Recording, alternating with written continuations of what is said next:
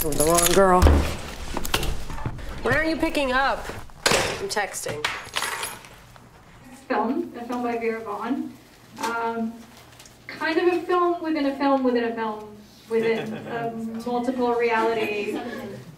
I just loved it. Because when you create things, you don't really think about the consequences of your work, and I think it kind of talks about that. And like the horror of actually facing what you've created, I think is a really interesting idea. I like that. Yeah, I hadn't actually considered that part of the film. I was kind of a little bit stuck on the multiple alter ego kind of side of it. But yeah, that's true. That's kind of a, like, what are you creating? What reality are you creating? Do you create anything? So while I was watching this, I was like, oh my god, it's like the inception of short films. And I had a hard time. I actually struggled to find which one was real, because my initial thought was to sympathize with the person in the initial image, which was the kind of punker girl. And only halfway through when I said the character, I was like, well, that's clearly not real. And I was like, oh, twist, it actually is reversed. So I had a hard time piecing together which reality I was looking at, especially because the initial character is also making some kind of movie, and where Billy fell into it. I thought that this was all some sort of stalker thing, but I appreciated what the overall tone of it was. I personally had a hard time getting to the conclusion, but I applauded the effort because I thought it was really well composed for how complicated it was.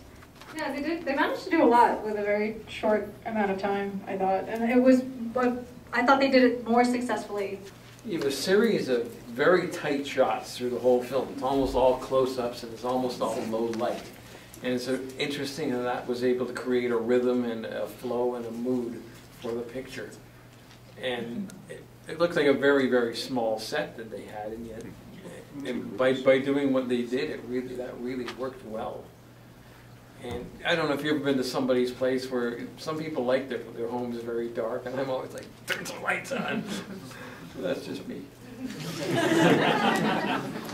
Yeah, I'm actually the same. I think I watch too many horror films and I need the lights on all the time.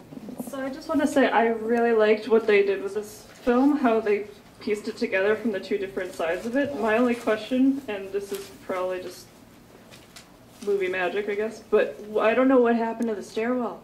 Because they both walked into their respective doors. You saw them walk into their own doors, and then when they faced each other, it was at the front door of each other. So I don't know what happened there.